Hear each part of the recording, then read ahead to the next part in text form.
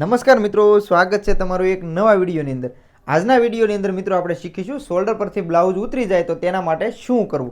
તો વિડીયોના એન્ડ સુધી મિત્રો બન્યા રહેજો, કેમ કે આજે હું તમને સ્ટેપ બાય સ્ટેપ તમામ વસ્તુની માહિતી આપીશ। તો ચાલો મિત્રો વાર નહીં લગાડતા હવે આપણે શરૂ કરીએ બ્લાઉઝનું કટિંગ, કે જે આપણું શોલ્ડર ઉતરી જાય છે તો તેના માટે આપણે શું કરવું।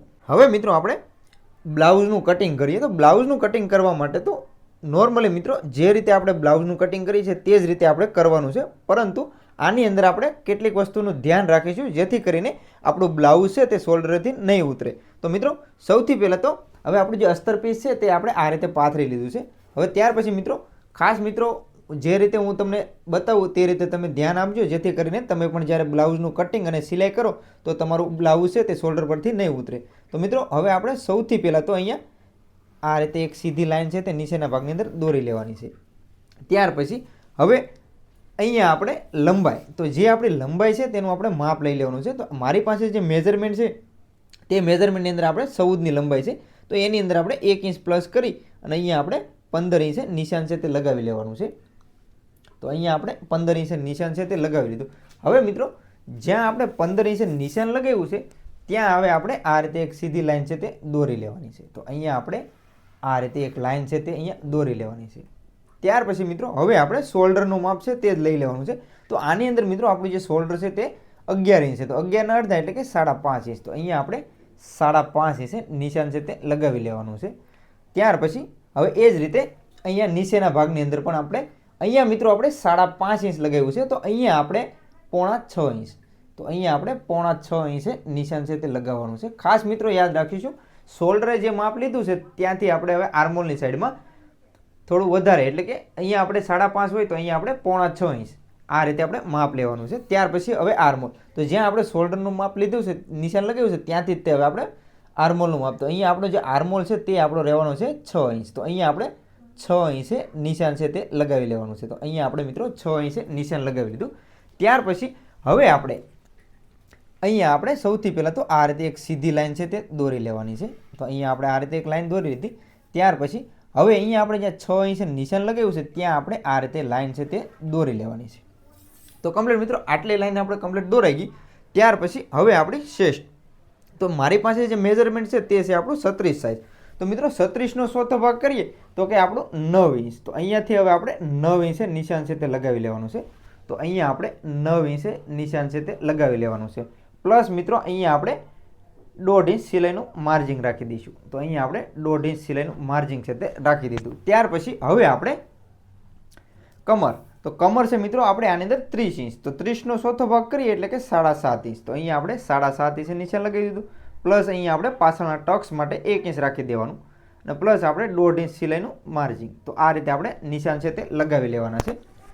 જે રીતે મિત્રો આપણે પાછળનો ફ્રન્ટ કટિંગ કરતા હોઈએ છીએ નોર્મલ બ્લાઉઝની અંદર એ જ રીતે આપણે કરવાનો છે, પરંતુ અહીંયા આપણે કેટલીક વસ્તુનું ધ્યાન રાખીશું જે આગળ હું તમને બતાવીશ। તો અહીંયા મિત્રો હવે આ રીતે આપણે લાઈન છે તે દોરી લેવાની છે। આ બંને લાઈન આપણે દોરી લઈએ, તો અહીંયાથી હવે આપણે આ રીતે બંને લાઈન છે તે દોરાઈ ગઈ। ત્યાર પછી મિત્રો હવે ખાસ કરીને મિત્રો હવે આપણે આર્મોલ, તો આર્મોલનું જ્યારે પણ કટિંગ કરીએ ને ત્યારે જ આપણે ખાસ ધ્યાન રાખીશું જેથી કરીને આપણે આગળની સાઈડમાં જે ખોલો આવવાનો પ્રોબ્લેમ આવે છે તે પણ નહીં આવે અને જે આપણું શોલ્ડર નીચે ઉતરી જાય છે તે પણ નહીં ઉતરે। તો તેનું બંને સોલ્યુશન અહીંયા આપણો મેન તો આર્મોલની અંદર જ હોય છે।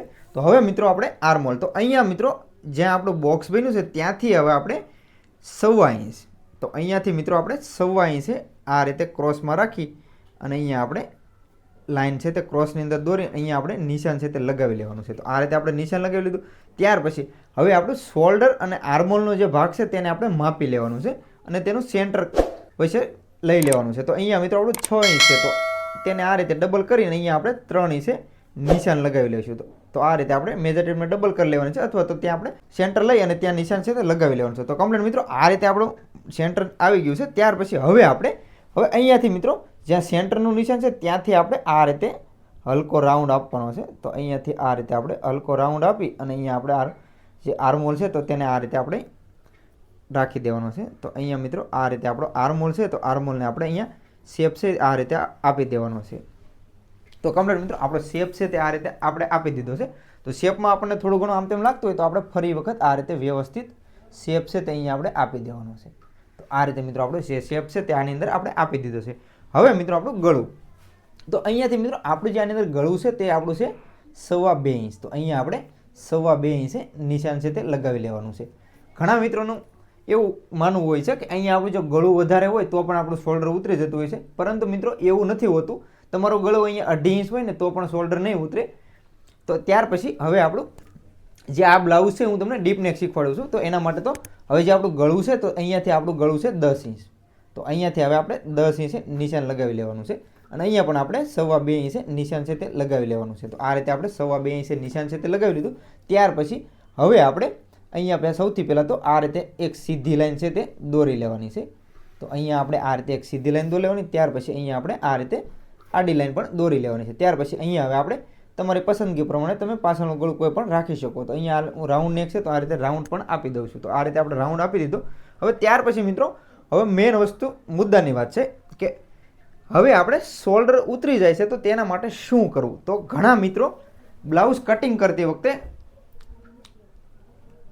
અહીંયાથી શોલ્ડર છે તે નીચેના ભાગમાં આ રીતે ઉતારતા હોય છે, પરંતુ મિત્રો આપણે અહીંયાથી ઉલટું કરવાનું છે કે અહીંયાથી તમે ઘણા કટિંગ જોયું જ છે કે અહીંયાથી શોલ્ડર છે તો અહીંયાથી આ રીતે રાખી અને અહીંયા આપણે આ રીતે શોલ્ડર છે આપણો આર્મહોલ છે તે સાઈડ આપણે ડાઉન ઉતારતા હોય છે. પરંતુ મિત્રો જો તમારે શોલ્ડર પરથી બ્લાઉઝ ઉતરી જાય છે તો ત્યાં તમારે જે આપણો ગળાનો ભાગ છે ત્યાં આપણે આ રીતે 1/2 ઇંચ નીચેના ભાગમાં રાખી અને અહીંયાથી મિત્રો આપણે આ રીતે શેપ આપીશું.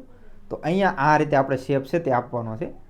તો આ રીતે મિત્રો આપણે શેપ છે ને તે આ રીતે આપવાનો છે, જેથી કરીને આપણું જે ખંભા પરથી શોલ્ડર પરથી જે બ્લાઉઝ છે તે ઉતરી જતું હોય તો આ રીતે તમે કટિંગ કરો તો તમારું બ્લાઉઝ છે તે નહીં ઉતરે.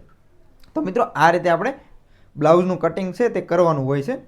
અને ખાસ તો મિત્રો જ્યારે પણ તમે સિલાઈ કરો ત્યારે પણ આપણે ખાસ ધ્યાન રાખીશું, જ્યારે આપણે આગળ અને પાછળના બંને ભાગ જોડતા હોય એટલે કે શોલ્ડરની સિલાઈ લગાવતા હોય ત્યારે પણ આપણે સિલાઈ છે એ અહીંયાથી આ રીતે જે આપણું ગળું છે તે સાઈડ આપણે આ રીતે લેવાની છે. અને ત્યાર પછી જો તમે ગળાની અંદર પાઇપિંગ પણ લગાવતા હો તો જ્યારે અહીંયાથી પાઇપિંગ લગાવતા અહીંયા આવો નીચે તો અહીંયા શોલ્ડર પાસે આવો તો અહીંયાથી 2 ઇંચ આઘા રહીએ ત્યારે અહીંયાથી આપણે થોડી પાઇપિંગ હોય તેને આપણે થોડી ટાઈટ રાખી અને જે આપણો બ્લાઉઝનું કાપડ છે એકદમ ઢીલું રાખી દેવાનું છે અને આપણે જે પાઇપિંગ લગાવતા હોય તો અહીંયા પાઇપિંગને થોડી કડક એટલે કે ટાઈટ રાખી અહીંયા આપણે લગાવવાની છે, જેથી કરીને અહીંયા આપણું શોલ્ડર છે તે આપણું ગળાની સાઈડ ઝૂકતું રહે અને અહીંયાથી આપણું શોલ્ડર ઉતારવાનો જે પ્રોબ્લેમ આવે છે તે આની અંદર નહીં આવે. તો આ રીતે મિત્રો તમે જ્યારે પણ બ્લાઉઝનું કટિંગ કરો અને તમારે જો આ રીતે પ્રોબ્લેમ આવતો હોય તો તમારે હંમેશા જે ગળું છે તો ગળાની સાઈડમાં આ રીતે 1/2 ઇંચ રાખી અને અહીંયા તમારે આ રીતે શેપ આપવાનો છે, જેથી કરીને તમારું બ્લાઉઝ છે તે આની અંદર નહીં ઉતરે.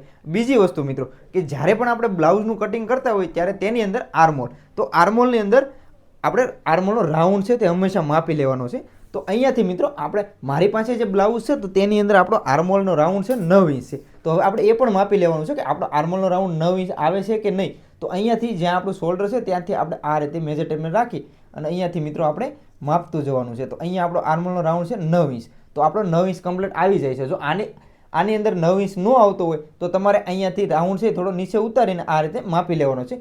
જે અત્યારે હાલ મિત્રો હું તમને શીખવાડવા પૂરતી મારી પાસે જે બ્લાઉઝનું મેજરમેન્ટ છે તેની અંદર આર્મહોલનો ગોળાઈ છે તે 9 ઇંચ છે. જો તમારી પાસે મેજરમેન્ટ કંઈક બીજું જ હોય તો તમે તે આર્મહોલની ગોળાઈ માપી અને ત્યાર પછી આ રીતે તમારે કટિંગ છે તે કરવાનું છે, જેથી કરીને તમે જો આ રીતે આર્મહોલની ગોળાઈ પણ માપી લેશો તો તમારે આગળની સાઈડમાં જે સ્લીવની અંદર ખોલો આવવાનો પ્રોબ્લેમ આવે છે તે પણ આની અંદર નહીં આવે. તો આ રીતે મિત્રો બ્લાઉઝનું કટિંગ કરીએ તો આપણે જે આગળની સાઈડમાં ખોલો આવવાનો અને આપણું જે શોલ્ડર છે ઉતરી જતું હોય તો એ નહીં ઉતરે. તો મિત્રો આશા છે કે આજના વિડીયોમાં મેં તમને શોલ્ડર ન ઉતરે તો તેના માટે આપણે શું કરવું તો એ તમને સમજમાં આવી ગયું છે.